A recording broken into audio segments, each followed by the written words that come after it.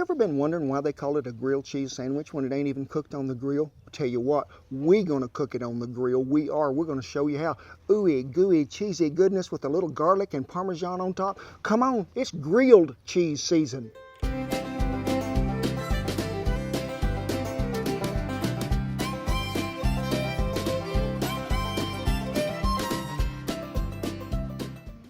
Hey, thank y'all for stopping by the backyard on another beautiful day it is. My name is Kent Rollins, and we do a whole lot of cowboy cooking. Y'all have come to the right place, and for you new people that have just tuned into this channel, guess what?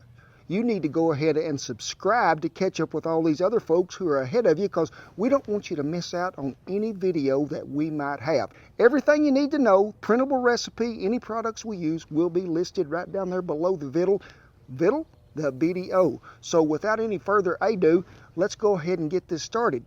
And I did all this research to find out about what? Grilled cheese sandwich. But not one time did I find anybody that was doing it on a grill. We're going to do a grilled cheese sandwich, and I put great effort into studying which cheeses I needed to use that would give me the best melting, the best pull apart cheese spread, and the best taste. We know we're going to have some cheese, but the vessel that this cheese be laying upon while it's doing all this cooking is a piece of bread, right? Now, I've known people to use every kind of bread in the world. Today, we're going to go with two old classics that I like the best. Now, one of them is just regular sliced thin white bread. The other is a Texas toast. You can see it's a little thicker. Now, I prefer mine on the Texas toast. I want y'all to look at this little, all you need is love and a beagle. That's what I'm talking about.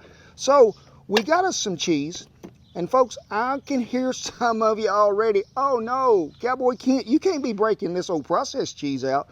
This stuff right here, I have found out, makes a grilled cheese sandwich cheesier.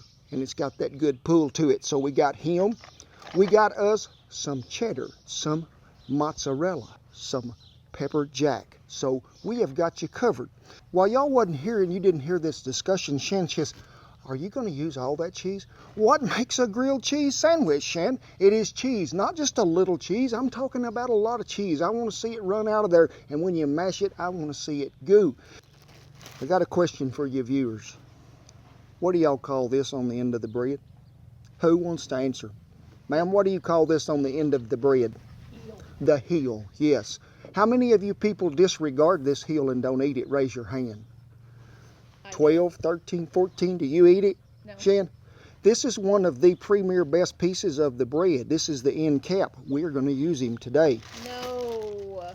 Oh, Shan says no. So we'll let him trade his place. Now, some good sourdough bread would also make this good too. So just use whatever you want. Just make sure you got good and fresh bread. Now, see, you can see the difference in 2 slices of that and 2 slices of this. As my grandson said last night when he found out we was going to have grilled cheese, are you ready for this? I sure am. All right. Grilled, preheated, cleaned, really smoking hot. Then I turned it all down to low. Now, a lot of people will be just spreading that butter on there. I like to get this method because it soaks up in that bread just a little more.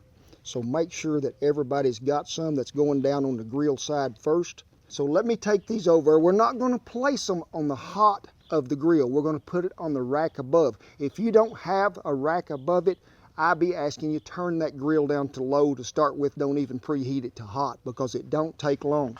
So we're just going to lay them up here on the elevated surface of this, butter side down, just so they don't cook too fast, because I want that to get hot, but also to let that butter incorporate up there. We ain't shutting no lid.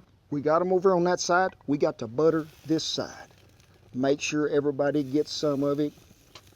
Now, you can do this over a wood grill that's got a lid to it.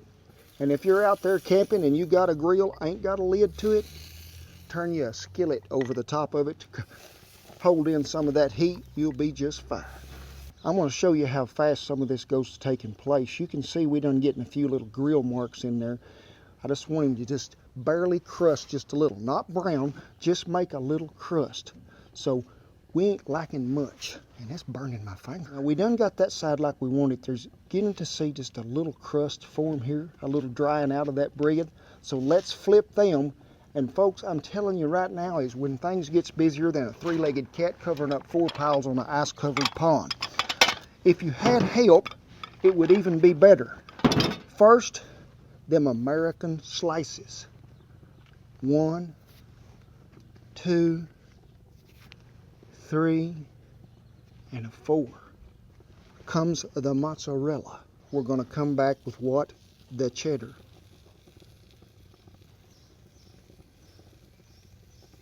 Comes the pepper jack. That's a whole lot of cheese. That's what we call cheesy goodness. Okay, folks. Now this in here that ain't got all that mound of cheese on him, pick him up where you can see him just to make sure that there ain't no browning going on, because I got to get something right quick out of my pocket that goes on them Texas toast ones. Guess what was in my pocket?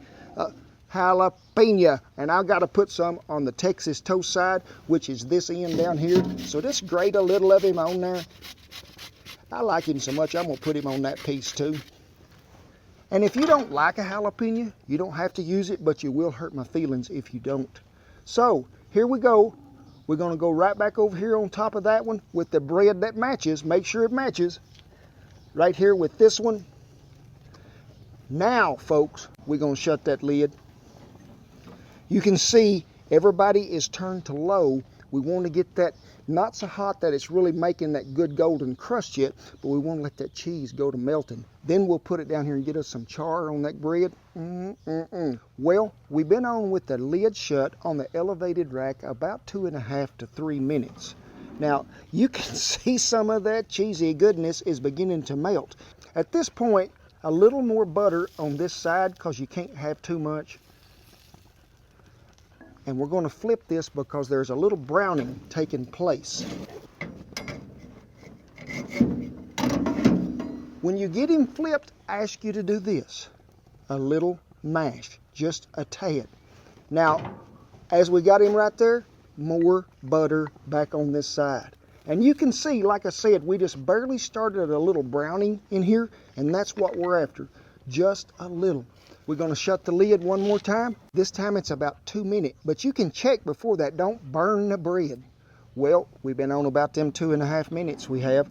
You can see we're getting more cheesy melting here. Now, we're going to take these down here to this side of the grill, and I'm going to put them right here in the middle. Folks, it is not going to take long to get us some char. We on low. We on the lowest setting we got, and it is still plenty hot. It has been greased, so we ain't going to stick. One more little coating on that side because it's going to the fire side first. We got to have a little bit of garlic powder. And you use it according to how you like it. I like about that much. Now these are going to come right over here to the hot side. While they're sitting there on that side, what are we going to do? Baste them little fellers again. Now you can't be walking off and winding your watch or scratching your butt at this time because, folks, this happens pretty quick when you move to this side. So just hang on. All right, let's take a look at this one because he looks like he might be ready. And if you want to give him one of these little crisscross actions for just a minute, look at this goodness seeping out of here. So we have got our crissy-crossy action looking. Oh my gosh, isn't that pretty? So let's take this one and turn him over. Whew. When you get to this point, I have one more surprise for you. I do. What is it? Some Parmesan. Now I like to give them a good coating of Parmesan on one side. And all we doing is waiting for that bottom side to brown up a little. And guess what? We're going to let them cool a minute. We're going to slice them. We're going to pull them a little, and then we're going to eat them. While we're waiting on these fellers to finish grilling up here and get the right color, we want to give you a little tour of the countryside that the good Lord has blessed us with when it gets good and green and wet over here. Wildflowers, different grasses, trees maybe that's got to going. We're going to give you a horticulture beautification tip in cooking.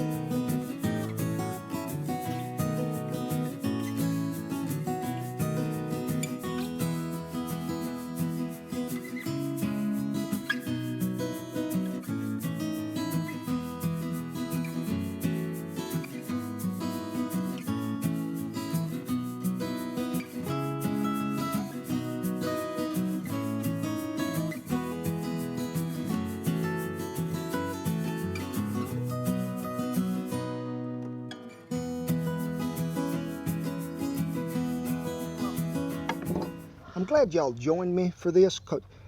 That Parmesan is melted on that side. Look at that, folks. You don't get that in the skillet in the house. This is called grilled cheese for a reason, because we want to see some grilling. That's what we want to see. We're going to cut him right here, and we're going to let him set. And we're going to cut this one, that is shins, right here, and let it set. We're going to let it cool just a minute, because I'm guarantee you take a bite of that cheese will stick to the roof of your mouth better than Poly Grip will stick to new dentures. I mean, it is awful.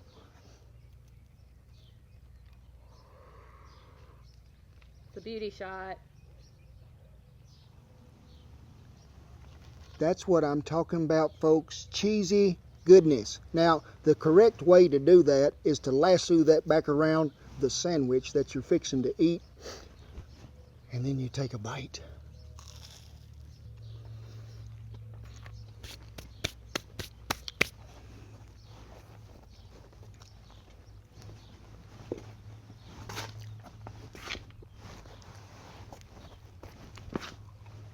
That's my cheese head dance, because you got to look in which direction you're going every time. When you take this out of the house and put it on the grill, you have kicked up the flavor ladder plumb to the top rung. You have. All these cheeses blend well together, because I did a lot of research on them to see what tasted best with all this cheese together. Now, don't get me wrong, you got to have that old American sliced cheese first. That is the binding agent right there. And you got that much butter soaked into that bread that's deep soaked in there, not just barely sitting right there on top of the crust. This is soaked all the way through from the basting process that we did to it. But then you add the garlic powder on there. We are talking kicked up on the top rung again. This is a grilled cheese sandwich. This ain't no imposter. I would love to see you kick yours up a notch and put some of them jalapenos in there if you get a chance, because that's what's happening the best.